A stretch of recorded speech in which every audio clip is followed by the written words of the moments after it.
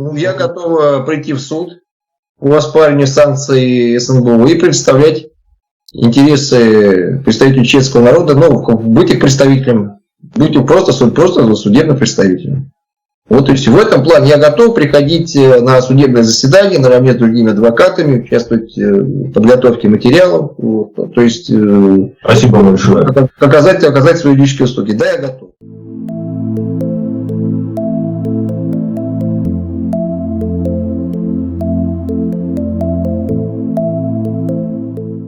Добрий вечір, шановні глядачі каналу. Продовжуємо тему.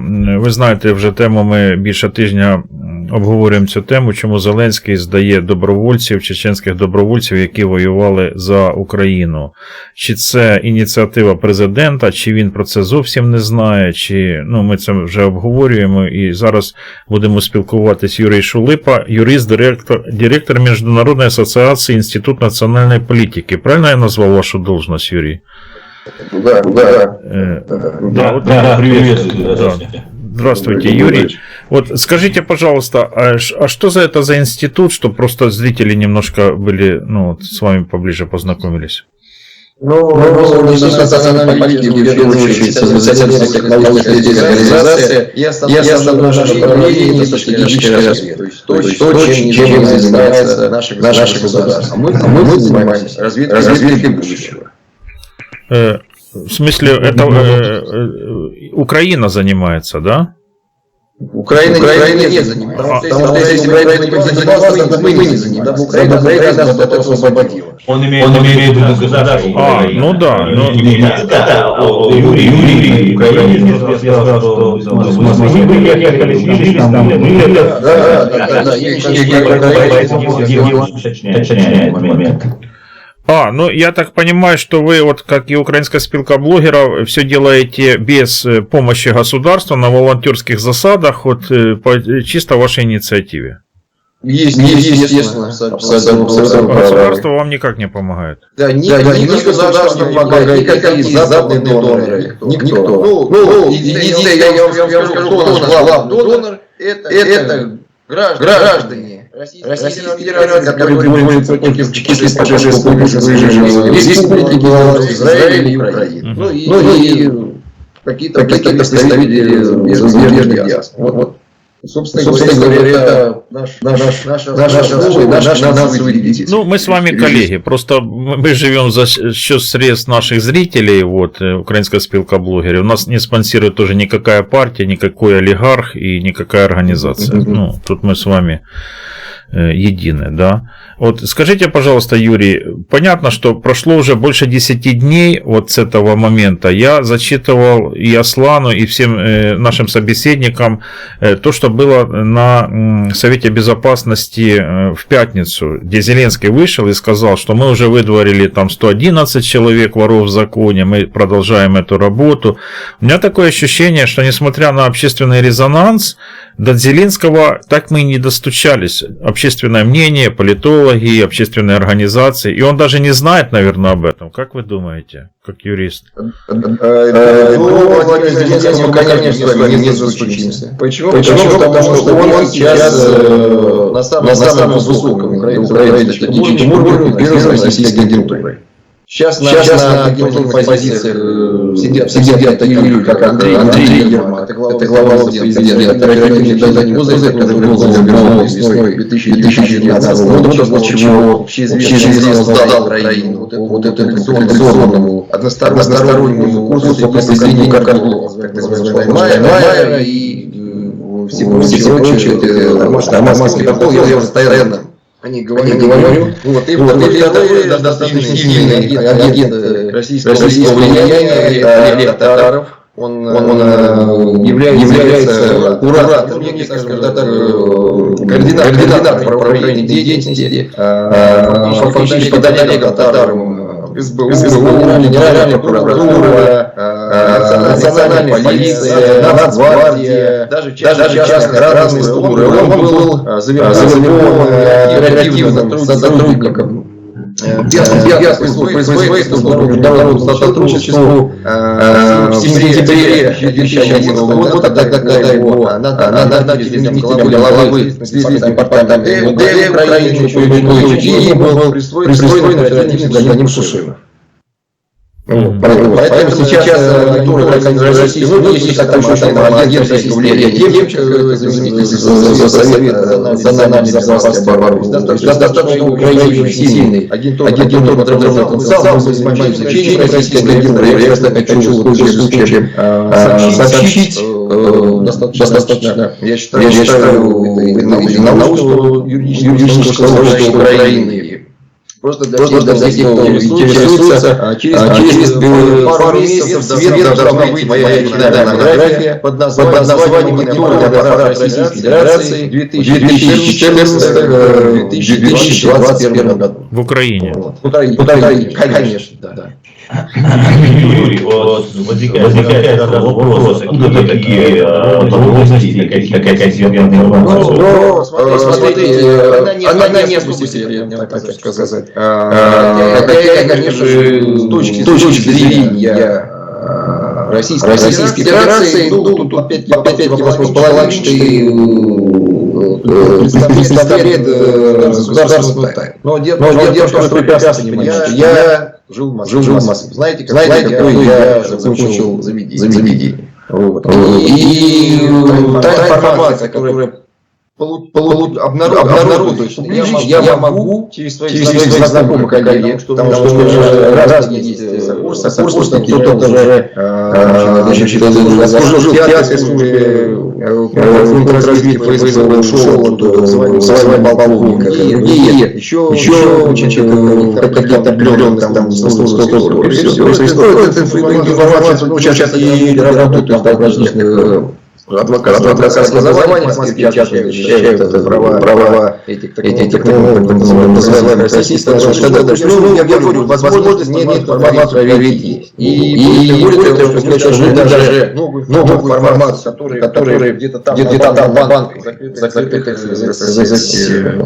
кулуарах принимается, уже жизнь узнаем. Ну и также пользуясь есть ряд юристов главного канала, активных мероприятий, из которых мы получаем информацию, телеграм-каналы, они процентов на 90, даже больше, дают абсолютно точную и правдивую информацию, что произошло как здесь, в Украине, так и соответственно в Кремле. Теперь смотрите, что касается темы наложение санкций на чеченцев, я считаю, конечно, что чеченские есть независимые Российской Федерации, это независимые государства, которые должны существовать вообще в отрыве от Российской Федерации. И на этих лиц, которые приехали сюда, для Украины, в столь трудный час защитить ее от российской агрессии, потому что именно чеченцы знают, что такое Россия, насколько она нападала и опасна. И к ним применились абсолютно, я считаю, античеловеческие меры здесь. Знаете, я хочу от себя лично извиниться перед всем чеченским народом за то, что здесь произошло с чеченцами. Я просто хочу извиниться, мне стыдно, честно, по-человечески. Мне стыдно, больно и видно, что чеченцы приехали сюда защищать нас, украинцев, российской агрессии. И власть у нас откровенно допускает антиколлаборационизм. Моя позиция какова?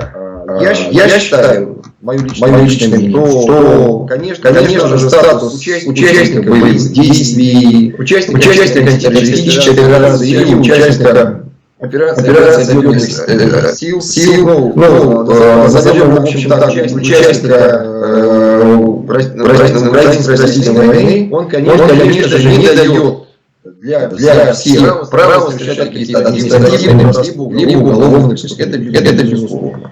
Если, конечно же, ну, вы не все не издалека. Если кто-то и совершает какие-то преступления, либо административные правонарушения, здесь в Украине, то они должны быть подвергнуты соответствующему наказанию тут, на территории Украины. И все. Накладывать санкции на защитников Украины.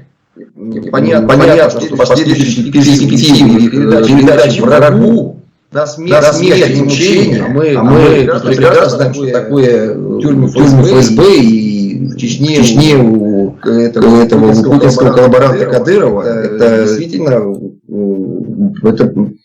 я не знаю, это хуже, чем Освенцим. Вот туда попасть, еще раз повторяю, потому что я в свое время, еще, по-моему, лет 11 назад был маленький промежуточек времени членом общественно-наблюдательной комиссии в Российской Федерации за лицами, которые содержатся в местах лишения свободы. И я еще слышал вот от тех правозащитников, там вот раньше с Мемориалом сотрудничал, когда еще вот, ну, такое вот относительно викторианское время, что ли, было там у них в Мордоре. Они рассказывали вообще, какие пытки там страшные применялись у Кадырова, в Чечне. Мы всегда, значит, у представителей, значит, кадыровского режима, путинского и так далее. Вот, ужас о всех вот этих военных лагерях и всего прочего. Вот. И поэтому, еще раз повторю, мое мнение такое, что значит, подставить защитников Украины под санкции СНБО, имеется в виду вот, представителей чеченского народа, с последующей перспективой их депортации врагу, нашему, значит, стратегическому врагу Российской Федерации, это акт коллаборационизма, это акт предательства самой Украины и ее национальных интересов. Вот такова моя позиция. Спасибо, Юрий. А скажите, пожалуйста, просто вот по существу вопрос. А вы гражданин Украины? Да. Вам тяжело, ну, как вы стали, вот, ну, если это не секрет, гражданином Украины, это тяжелая, вот, ну, долгая процедура была? Я получил гражданство Украины в упрощенном порядке на основании абзаца 2 статьи 8 Закона Украины о гражданстве по территориальному происхождению. Потому что у меня все мои предки, начиная от прапрадедушек, прапрабабушек и так далее, с территории Украины. И слава Богу, нет ни одного русского корня, чем я очень горжусь. Мне гражданство выдали даже раньше. Должны были по закону дать в течение 3 месяцев, но выдали в течение 2,5 месяцев. Я почему спросил, но у вас этнически выходец с Украины, тогда в это упрощается. Почему, вот у меня до сих пор мне неизвестно, почему чеченским добровольцам, которые воевали, а уже прошло 7 лет, почему, как вы как юрист, как вы думаете, вы узнавали, не узнавали, вы в теме, не в теме? Вот у них, оказывается, гражданства, Аслан сказал, нет украинского, они не граждане Украины, для меня это была новость. Политического убежища у них нет. Статус беженца. Значит, как показывает практика, в Украине достаточно сложно получить статус беженца. Миграционные службы стараются отказать в этом по формальным основаниям. Но поскольку я знаком с достаточно большим количеством россиян, и я прекрасно понимаю, что в Украине именно вот с точки зрения там, образования, понимания и так далее, к сожалению, сюда едут не самые лучшие кадры. Потому что большинство моих знакомых, вот, начиная с там, середины нулевых, и вот по настоящее время выехали в страны Европейского Союза, в США, либо там в Австралию, в Океанию. То есть это в страны вот такого западного, цивилизационного мира. Но это люди, там, кто имеет по пару высших образований, знают несколько иностранных языков. Сюда, конечно же, попадают не самые лучшие кадры. Но те, кто выезжают по мотивам каких-то преследований, вот, по практике, да, что чем западнее от Мордора, тем проще на самом деле получить статус беженца. Вот так и работает система. Потому что одни из моих знакомых получили в течение 3 недель статус беженца во Франции. И причем там само государство предоставило им соответствующего миграционного адвоката за свой счет, обеспечило им в каком-то таком лагере, ну, это даже не лагерь, там, ну, так не, если по российским меркам, что такое среднее, там, между санаторием и каким-то вот таким, значит, учреждением проживания, питания. Вот. И они достаточно быстро и безболезненно вообще вот за 3 недели прошли там все собеседования, их перепроверили, получили, значит, статус беженца. В Украине это сделать, к величайшему сожалению, проблематично. И тут надо уже, конечно, ставить вопрос, я считаю, перед Советом Европы, потому что Украина страна Совета Европы. Почему Украина как государство, которое на себе взяло ряд международных обязательств, не исполняется положение Конвенции о беженцах и протокола к ней? Это очень важно. Это с одной стороны. И смотрите, тут еще существует такой фактор, я вам хочу сказать. Потому что, да, вот сейчас юридически Российская Федерация и Украина находятся в состоянии международного вооруженного конфликта. Но, тем не менее, действует Кишиневская конвенция СНГ 1994 года. Кто знает, это, значит, конвенция о правовой помощи и так далее, которая в том числе и регламентирует экстрадицию и так далее.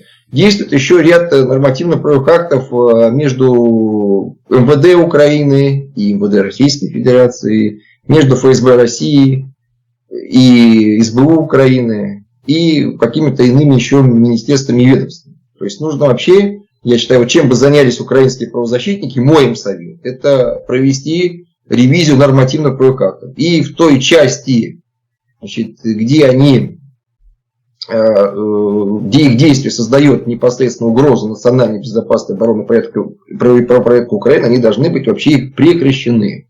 И самое главное, я считаю, вот какое, на мой взгляд, стратегическое упущение властей Украины, что с 20 февраля 2014 года, когда Путин начал 4-ю мировую гибридную войну, о чем я пишу в своих книгах, что подтверждается ведомственным данным Министерства обороны Украины, за так называемое в кавычках возвращение Крыма, Украина должна была приостановить с Российской Федерацией дипломатические отношения и, опираясь на статью 33 Устава Организации Объединенных Наций, а также главным стратегическим документом, который обеспечивает территориальную целостность, политический суверенитет, а также невмешательство в наши дела, внутренние дела Украины, имеется в виду, это Будапештский меморандум. Вот, основываясь на этих документах, поставить вопрос перед международным сообществом о посредничестве тех же самых Соединенных Штатов Америки, либо Великобритании, а можно даже 2 стран, потому что в международном праве на сей счет нет никаких запретов, между страной-агрессором Российской Федерации и страной-жертвой агрессии Украины. Чтобы не какие-то вот эти глупые минские контактные группы бесполезные, потом еще какие-то там различные неформальные каналы переговоров там между оккупационными администрациями и Украиной, а вот именно вопросы обмена, значит, прекращения огня, деоккупации в том числе украинской территории решали, значит, дипломаты Соединенных Штатов Америки. Но вот то, что я назвал, этого, к сожалению, не сделано. И поэтому здесь как и Украина, само государство, так и ее граждане, даже не ее граждане, а вообще вот защитники Украины, которые приехали по зову сердца защитить нашу страну от внешней военной вооруженной агрессии, оказываются беззащитными перед вот этими всеми юридическими процедурами,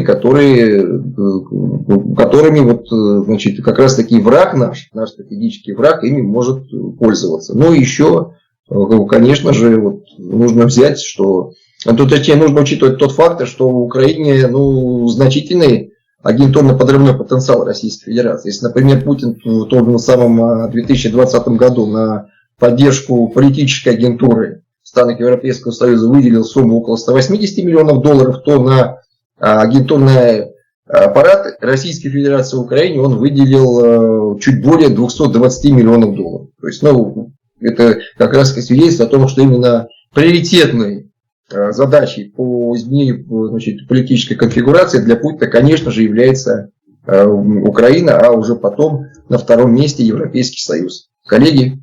Да, я вот могу согласиться по поводу агентуры. Извини, Аслан, я просто в тему. Потому что я уже говорил многим, и я повторю для Юрия, у меня и будет такой вопрос. Пару лет назад я общался с реально Конторским, он и не скрывал, и он говорит: Сергей Иванович, я тебе говорю, даю вопрос на засыпку. Знаешь ли ты, сколько сотрудников Службы безопасности Украины в Крыму перешло на нашу сторону? Вот в 2014 году. Говорю, я где-то слышал, говорю, там 95 или 94%, что-то, ну, приблизительная цифра. Там и прокурорские, и судьи, и, ну, вот. Он говорит, да, где-то там вот цифра плюс-минус там около 95%. И тут он задает мне контрольный вопрос в голову, на который я не смог ответить. Он говорит, а ты представляешь, сколько бы предателей, если бы мы зашли в Днепр или в Харьков, было бы в твоем Днепре? Я говорю, наверное, 90%, он не меньше. И вот теперь вопрос такой риторический. Я понимаю, что вряд ли Юрий на него ответит. Мне просто интересно, сколько с 2014 года поменялось сотрудников Службы безопасности Украины, правоохранительных органов, которые занимаются, да, вот, сколько их почистили и сколько их осталось. Их 90%, сейчас 80% или может 30%. Ну, достаточное количество и очень большое количество, как бы их не чистили. Почему-то мне кажется. Я не знаю, у меня нету цифры. Но я тут с Юрием согласен, что достаточно большое количество. Я бы тоже хотел по этому поводу добавить, так как мы на собственном опыте все это пережили. То, что сейчас Юрий рассказывает по поводу что-то от агентуры, что поступает информация, и она тоже поступала и у нас. И тоже, Юрий, вам на заметку, конечно, и вы, наверное, это сами знаете. Бывает как бы ложная информация, бывает сдают человека, чтобы потом войти в доверие и так далее. Так вот, на маленькую Чеченскую республику Ичкерия Шамиль Басаев в одном из своих интервью рассказывал, что ему признались какие-то переговорщики с российской стороны, что они навербовали после первой русско-чеченской войны до начала второй русско-чеченской войны, это где-то 2 года, 2,5 мы успели пожить, около 40 тысяч человек. На миллионную республику. Это не дети, это в основном мужчины, скорее всего. Практически все мужское население, они так или иначе склоняли. Я могу сказать про себя.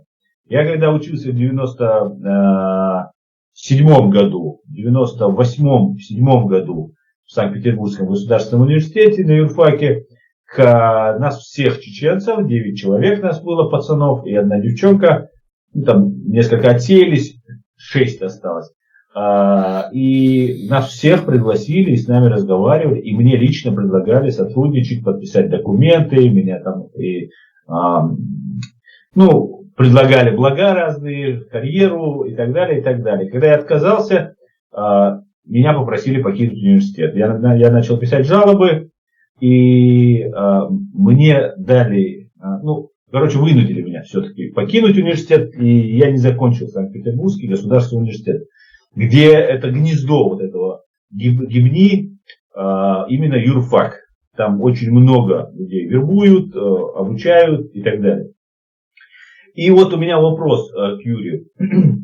Юрий, сейчас вы только что сказали про человеческую сторону этого вопроса, что касается Добробата имени шейха Мансура. И дуже дякую вам за такие слова. Мне много людей пишут и в комментариях, и в Ютубе, и в Фейсбуке, и то же самое извиняются, хотя и не за что извиняться, как и вам, впрочем. Но, опять же, и им я хотел бы тоже сказать большое спасибо, Баркал по-чеченски, за то, что вот принимают такое участие. Но я бы хотел поговорить, еще, репутационный урон уже нанесен Украине. Даже если сейчас этот вопрос закроется, мне уже чеченцы пишут и говорят, ну как так? А если бы мы поехали, а если бы сейчас опять там начнется, ну как мы поедем теперь? Потому что многие уже, как говорится, наточили лыжи, намыли и готовы были в случае необходимости, особенно молодежь, готова была рвануть в Украину, как только если у вас начнутся какие более крупные боестолкновения. Репутационный урон нанесли Украине, да. Но меня интересует юридическая сторона этого вопроса. Мы разговаривали вот с Сергеем Ивановичем с правозащитником Борисом Захаровым. Это сын известного правозащитника Евгения Захарова. И он много что нам интересного рассказал. Что вы нам можете сказать? Нарушает ли вот это решение РНБО за подписью президента Украины международное право и внутренние законы Украины? Ну, международное право, безусловно, нарушает. Почему? Потому что если представители чеченского народа запросили предоставление статуса беженца, в Украине обратились в миграционную службу, и к ним применяются подобные санкции, при которых существует высокая доля вероятности эту конвенцию нарушить, то, о чем я говорил, выдать их врагу и оккупанту, оккупационным властям насмерть, точнее сначала на жесточайшие мучения, а потом насмерть, конечно же, нарушается. Конечно, и здесь надо, я считаю, вот, ну я уже, знаете, вот более дам практический совет в этой плоскости. Вот многие организации в Украине правозащитные, которые существуют за счет западных грантов, доноров, они должны бы, на мой взгляд, провести правовую экспертизу ситуации, связанной с представителями чеченского народа, наложением санкций, обосновать за подписью нескольких там юристов незаконность всего этого, ну, что уже и так очевидно, да, вот мы они этим занимаются сейчас. Детально все, и направить жалобы, во-первых, сразу, значит, в Совет Европы, это однозначно, вот, и второе, в Венецианскую комиссию.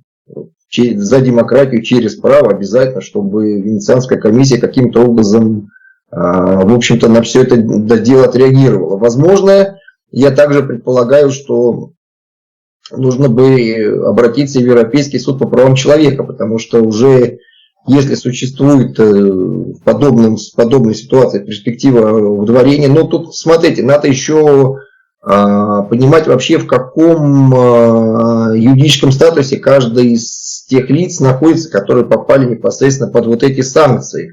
То есть в процедурах ли они сейчас на данный момент получения статуса беженца, либо им отказали в получении статуса. В процедуре у них.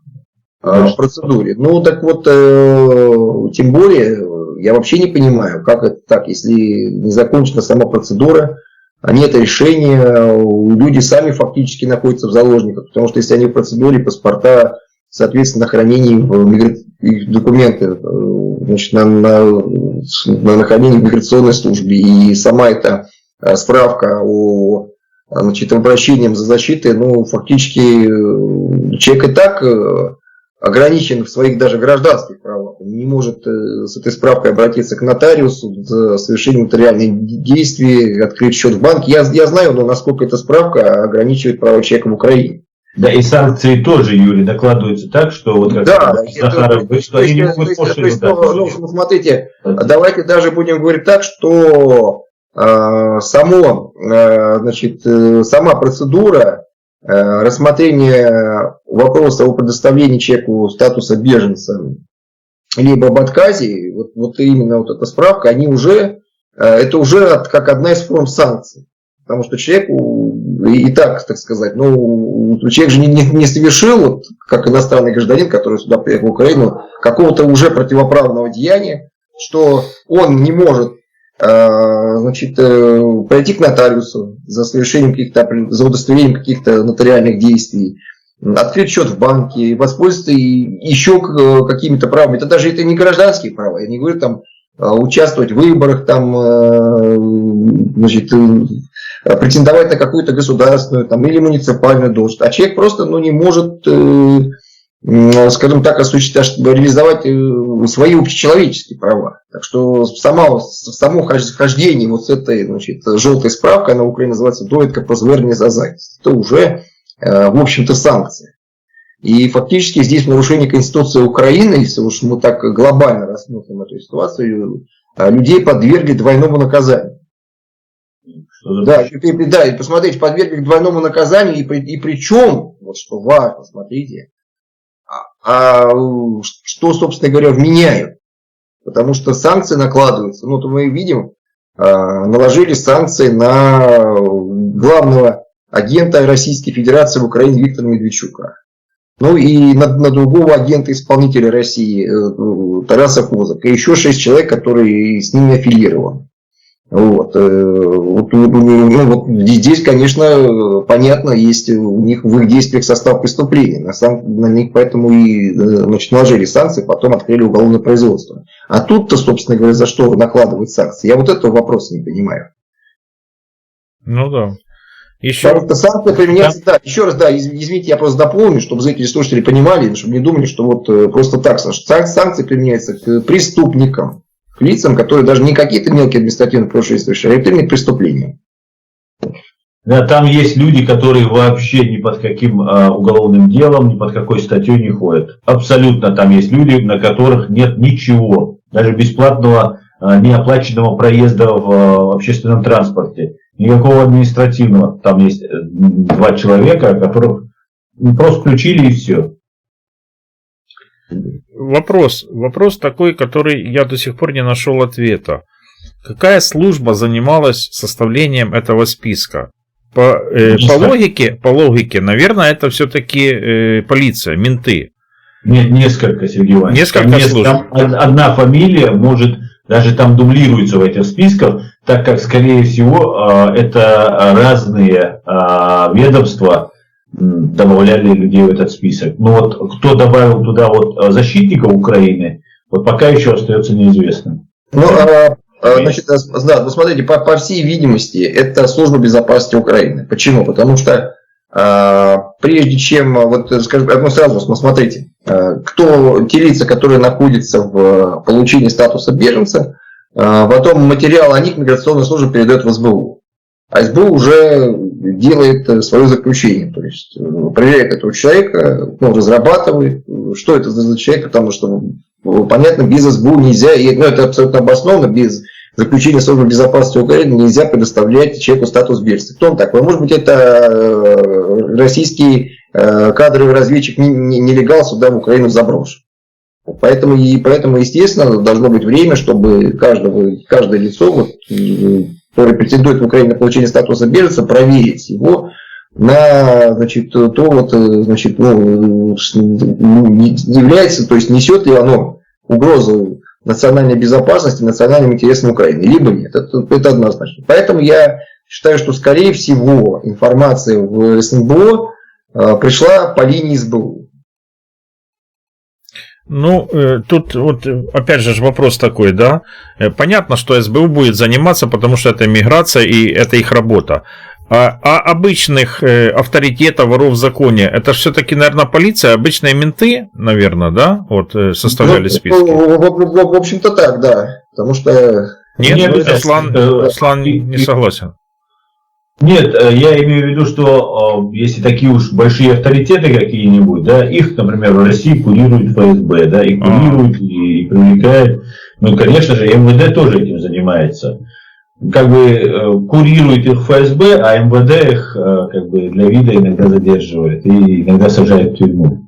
Я почему на это обращаю внимание во всех наших интервью с Асланом, потому что очень было бы важно узнать фамилию того человека или фамилии тех людей, которые внесли в списки, потому что если мы этот черяк сразу не сделаем операцию и не выявим этот черяк, да, и не покажем общественному мнению, что вот Иванова, Петрова, Петренко, Сидоренко там внесли вот этих людей в списки и назовем их фамилии, иначе, ну, дальше будет продолжаться то же самое, через время, там, через какое-то время, потому что по-любому сидят эти люди, которым заплатили, и достаточно небольшие деньги для Российской Федерации заплатили, чтобы они внесли конкретных людей в эти списки. А дальше все пошло как по маслу. Я понял. Это можно достаточно легко уточнить путем обращения в суд по оспариванию наложения санкций СНБО. Почему? Потому что СНБО должно предоставить доказательства, в том числе материалы СБУ, кто, на каком основании и так далее. И вот в ходе судебного разбирательства всплыл документ, и, безусловно, мы узнаем инициатора включения в список Совета национальной безопасности и обороны чеченцев, которые воевали за Украину. Угу. И еще такой, Юрий, вопрос, потому что вот мы блогеры, мы не юристы, мы можем просто юристам помочь. Если юрист составил какую-то бумагу, какое-то обращение, мы можем просто собрать общественное мнение, привлечь других блогеров и опубликовать, и обратить, ну, собрать подписи, например, или показать, что есть какая-то бумага, и там петиции президенту, говорят, они уже действительно действуют, не действуют, у многих разные точки зрения. Но составить правильно юридическую бумагу, это все-таки должны юристы составить. Есть какие-то уже документальные обращения, может, других коллег ваших, может, каких-то других юридических структур, президента Украины, вот эти организации, которые вы перечислили, Совет Европы, там, ОБСЕ, может быть, я не знаю. Потому что я вообще не знаю. На бумаге, вот мы все говорим, поднимаем какие-то там возмущения, поднимаем эту тему, а юридически это где-то зафиксировано или нет? Ну, смотрите, я последние годы занимаюсь, наоборот, лоббированием санкций против России, Путина и так далее. Ну, я считаю, что вот тех организаций, всяких различных правозащитных, которые содержатся за счет средств Запада, то есть за счет западных налогоплательщиков здесь в Украине, конечно, безусловно, такая практика должна быть. Вот надо к ним обращаться, у них спрашивать. Они в некоторых аспектах оказывают правозащитную помощь, но, точнее, оказывают именно юридическую помощь. Но, в частности, знаете, как бы не на правах рекламы, существует такая организация в Украине, называется ХИАС. И она действует при УВКБ ООН, то есть при уполномоченном по правам человека, при представителе уполномоченного по правам человека при Организации Объединенных Наций. В ХИАСе работают, на мой взгляд, относительно квалифицированные юристы. Про Хельсинскую группу, правильно? Что? Про Хельсинскую группу. Нет, это не Хельсинская группа, а ХИАС еще есть такая организация. Вот. Смотрите, есть еще другая организация в Украине, достаточно влиятельная.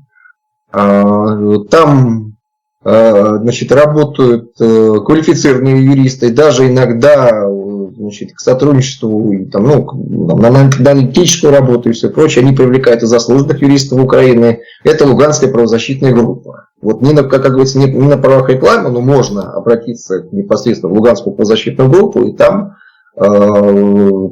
получить высококвалифицированную юридическую помощь вот именно как раз таки по данной категории дел.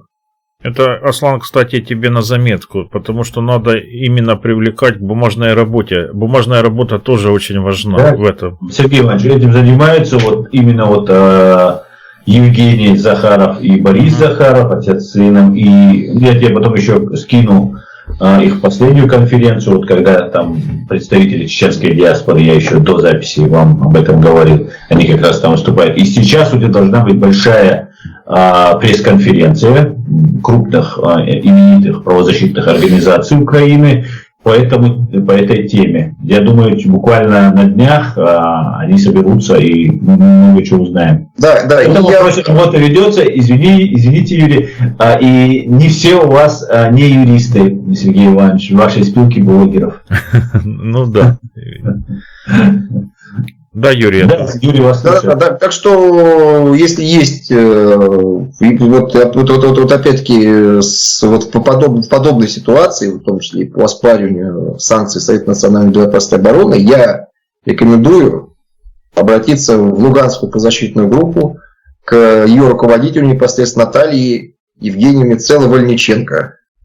И результат действительно, понятно, что ни один юрист, так же как и врач, не может гарантировать стопроцентный результат, но тем не менее я знаю, что эта организация работает на совесть и оказывает качественные юридические услуги. А у меня еще уточнение, Юрий, к вам. Уточнение. Вот вы сказали, в стадии беженцев они подали документы на беженцев, ну, чеченские, которые добровольцы воевали.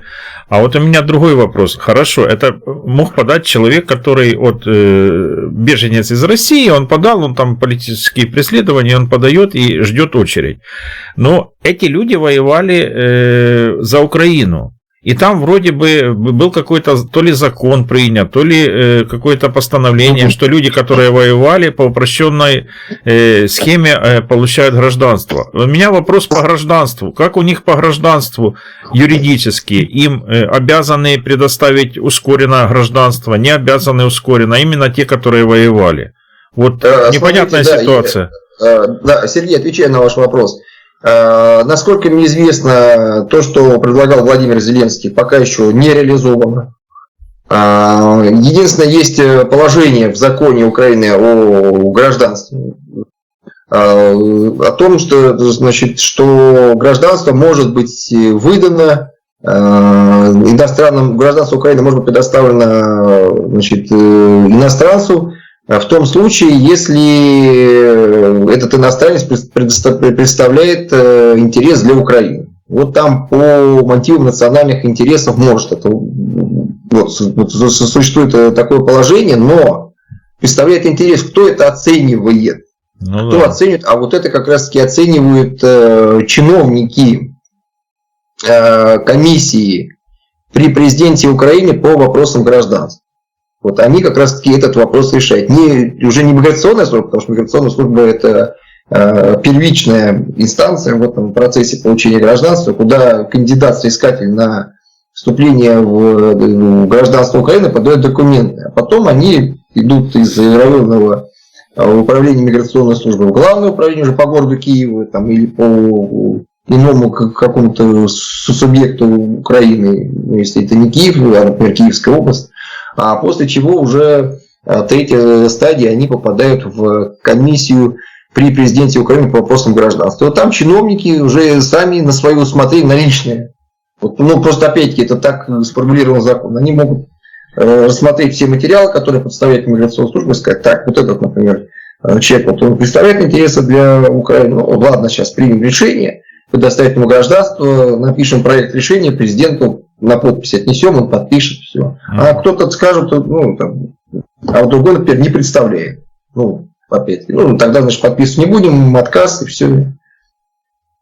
Вот так, собственно говоря, работает система. Какими критериями они там руководствуются, мне сказать трудно, потому что я этим вопросом не занимаюсь. Но вот просто еще раз повторяю, тут проблема в том, что закон это еще по сути советский, вот, по своим формулировкам, да, и они дают чиновникам, которые занимаются решением вопроса о представлении гражданства, огромное усмотрение.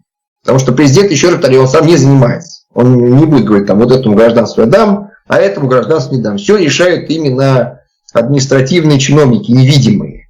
Потому что их огромное количество.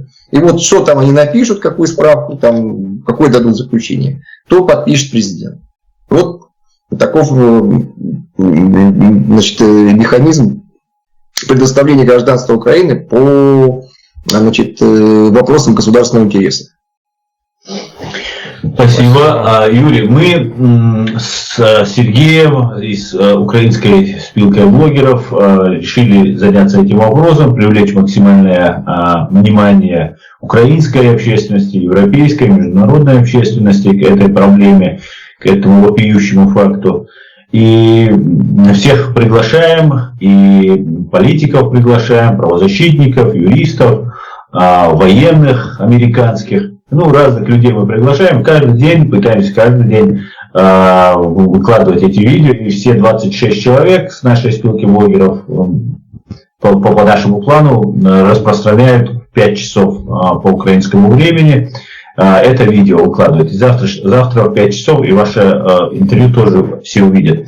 И мы всех наших гостей просим, ну, что можно сделать, что вы конкретно можете внести вот в какой-то вклад в это дело. И вот вам такой же вопрос, Юрий. Ну, я готов прийти в суд по оспариванию санкций СНБУ и представлять интересы представителей чеченского народа, ну, быть их представителем Будьте просто судебным представителем. Вот и все. В этом плане я готов приходить на судебное заседание наравне с другими адвокатами, участвовать в подготовке материалов. Вот, то есть спасибо большое. Оказать свои юридические услуги. Да, я готов. Потому что я просто чувствую, угрызение совести меня, это просто психологически травмирует. Потому что такая ситуация, которая вот сейчас складывается, это абсолютная классическая коллаборация с врагом. Да. Ради удовлетворения интересов врага против нашей национальной безопасности, обороны и правопорядка. Спасибо. Спасибо, Юрий. И вот, Аслан, ты вначале перед интервью говорил, что хотел спросить про Организацию Объединенных Наций. Да. Да, а у меня уточнение, Юрий. У нас есть еще передача, называется «Аналитичный вівторок».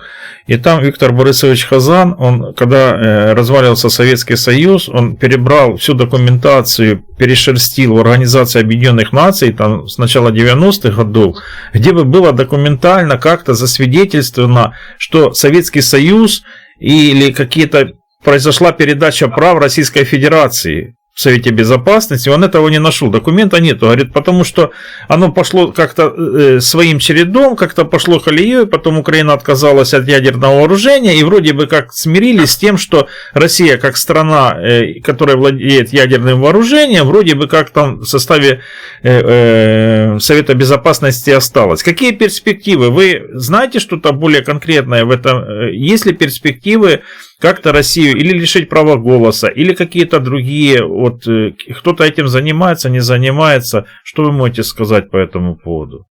Вы абсолютно правильно сказали. Единственное, я вот хочу вас несколько конкретизировать, что юридически действительно в России нет континуитета Советского Союза. Почему? Потому что между Российской Федерацией, как вновь образованным государством, и распавшееся государством Советский Союз не было заключено абсолютно никаких договоров о передаче прав, правопреемственности и так далее. Нет абсолютно. Просто полный разрыв.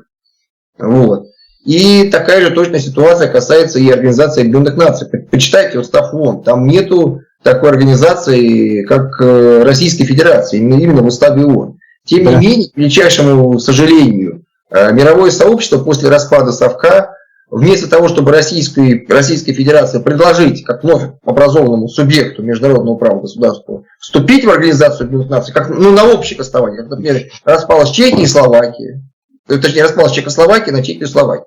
И Чехия и Словакия вступали в ООН. А распалась бывшая Югославия. И все страны бывшей Югославии, которые вновь образованные субъекты международного права, Словения, Сербия, Хорватия, Босния и Герцеговина и так далее, они вступали в Организацию Объединенных Наций на общих основаниях. То есть вновь вступали, заново. Их принимали в ООН. Значит, Россию просто оставили в Организации Объединенных Наций по умолчанию. Вот так называется. Это действительно была главнейшая и стратегическая ошибка международного сообщества, потому что считали, у нас действительно в России там ядерное оружие, что это основное как бы государство, которое образовало СССР, вот как-то так, именно на подобного рода основе. Поэтому, конечно, это все глупость. Как Россия? Смотрите, у вас на самом деле эта ситуация неправомерного обладания России 3 титулами: титул страны участника Устава Организации Объединенных Наций, титул страны-члена Организации Объединенных Наций и титул страны постоянного члена Совета Безопасности Организации Объединенных Наций с правом вето. Она создала подобный парадокс, когда даже на самом деле ее исключить нельзя. А почему нельзя исключить? Потому что она в ООН не включена. Например, Советский Союз был включен в Лигу наций, это предшественник ООН, мы все прекрасно знаем, и за нападение на Финляндию Советский Союз из Лиги наций исключили. Да. А здесь, во-первых, сам устав ООН, он значительно в вопросах исключения государства из Организации Объединенных Наций, он более затруднительный в процедурном бюрократическом плане, чем устав Лиги наций. Это с одной стороны. А с с другой, как можно исключать то, что не было включено. То есть исключает то, что уже включено. Ну, я думаю, единственное, надо просто поставить вопрос о недопуске дипломатической миссии России в Вашингтоне, который штаб-квартира Организации Объединенных Наций находится в Вашингтоне, просто поставить вопрос о недопуске дипломатической миссии. Это должна, я считаю, вообще все диаспоры, которые там чеченская, украинская, белорусская, просто граждане США, которые, ну, что вообще острие 4-й мировой гибридной войны, чтобы вы понимали, оно направлено Путина. Острие 4-й мировой гибридной войны Путина направлено в первую очередь против США. И вот я считаю, что вот все неравнодушные должны собраться там в Организации Объединенных Наций и просто не допустить, вот физически не допустить дипломатическую миссию России на, значит, для работы в Организации Объединенных Наций. Просто их туда не допустить. Вот и все. Здесь я хотел бы дополнить то, что вы сказали по поводу вот включения. Постоянные члены Совета Безопасности ООН, даже нет процедуры включения. Как вы говорите, их оставили по умолчанию, а новых туда принимать даже такой процедуры не существует у них. И тоже правильное такое было сравнение у вас с Лигой наций. И мне кажется, не исключать нужно Россию, а все-таки прийти к тому, к чему пришли с Лигой наций. Просто распустить эту Лигу ООН и создать новый какой-нибудь орган, где на самом деле принцип равенства будет соблюдаться, и никаких постоянных членов с правом вето не должно быть по умолчанию, мне кажется. Ну, я с вами абсолютно согласен, потому что современная Организация Объединенных Наций, даже, кстати, Путин его критикует. Но Путин, понятно, почему критикует, потому что его задача дискредитировать вообще само международное право как институт для того, чтобы снять с себя вообще всякую ответственность за свои международные, военные и прочие особо тяжкие преступления. Так, конечно, Организация Объединенных Наций, она абсолютно неэффективна в том виде, в которой есть, и, безусловно, должна быть ликвидирована. Она должна самораспуститься, должна создаться, на мой взгляд, какая-то, значит, Организация Объединенных Наций номер 2 или с каким-то другим названием, где не должно быть абсолютно никаких этих прав вето, Советов Безопасности, привилегии и так далее. И просто посмотрите, я объясню. Тогда вот это ООН, оно же и создалось, вот, что Путин, собственно говоря, хочет по итогам Ялтинской конференции. И тогда, на тот период времени, 5 стран, это Соединенные Штаты Америки, Советский Союз, Франция, Китай, Великобритания, обладали ядерным оружием. Поэтому они для себя лично, вот, чисто, вот, как говорится, из-за того, что у них ядерное оружие, они самовольно, ну, такие, скажем, как некие самосвяты. То есть они сами себя назначили постоянными членами этого Совета Безопасности. Только по той причине, что у этих 5 государств было ядерное оружие. Но сейчас же мы видим, ядерное оружие уже обладают такие страны, как Индия, Пакистан, Израиль. Еще это самый ряд государств. Единственное, вот этот Китай я забыл. Да, у Китая тоже был ядерное оружие, он тоже постоянный член. Вы сказали.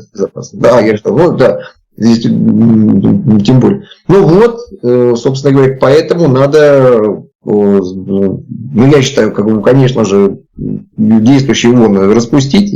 На мой взгляд, в ближайшей перспективе то, о чем мы говорим, это нереально. Нереально, да. А вот начать международную кампанию по недопущению России к участию в Организации Объединенных Наций, точнее российской дипломатической миссии, точнее блокирование участия дипломатической миссии России в Организации Объединенных Наций, это, я считаю, вполне реально, и этим надо уже начинать заниматься сейчас. То есть этот вопрос надо обсуждать, нужно вообще выносить на широкое обсуждение, еще раз повторю, вопрос о блокировании участия российской дипломатической миссии в работе Организации Объединенных Наций. Юрий, я просто уточнить, потому что многие оппоненты, которые из Федерации, нас некоторые смотрят люди, они скажут, так тогда, согласно вашему плану, надо Украину и Беларусь тоже перезаключить договора о вступлении в Организацию Объединенных Наций. Хотя, насколько я помню, Организацию Объединенных Наций в то время, когда она создавалась, вписали отдельно Украину и Беларусь. Надо Украине... Да. И там был Советский Союз, Украина и Беларусь.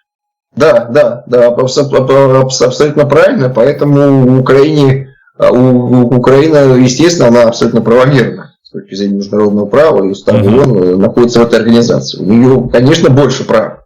Вот. И тут, я считаю, нужно должна создаться межпарламентская группа. Кстати, я не так давно, на прошлой неделе, этот вопрос обсуждал с главой правительства Чеченской Республики Ичкерия Ахметом Закаевым, и вот он в разговоре со мной выдвинул, я считаю, абсолютно правильную идею, это создать межгосударственную, межпарламентскую группу из числа депутатов Верховной Рады Украины, Сейма Литвы, Польши, парламентов Латвии, еще каких-то европейских стран, которые бы уже на международном уровне, имеется в виду те, которые депутаты занимаются международными отношениями, и которые бы лоббировали уже на высоком международном уровне вопрос о недопущении к участию российской дипломатической миссии в Организации Объединенных Наций.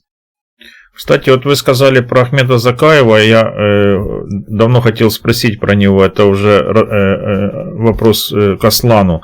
А может стоит как-то, чтобы правительство Чеченской Республики Ичкерия в изгнании написало официальное обращение к президенту Украины? Вот в этом еще как-то поработать? Я так вот просто. Да, есть у них на сайте вывешена на Чечен Пресс вывешена информация, что они наблюдают за ситуацией и все. И пока они промолчали. Потому что там были вопросы, Ахмет Закаев, например, был против того, чтобы ехали в Украину, именно потому, что, сказал он, предадут. И это видео есть в интернете, той давности. И Сам Унаев, и Муслим Чеберловский, несмотря ни на что, сказали, мы поедем. Даже если предадут. Печально все, да. Да. В принципе, да. Спасибо, Юрий, за Да, большое спасибо, Юрий. Мы будем рады вас видеть еще раз у себя. И мой канал Реалити, и наша спилка блогеров, я уверен.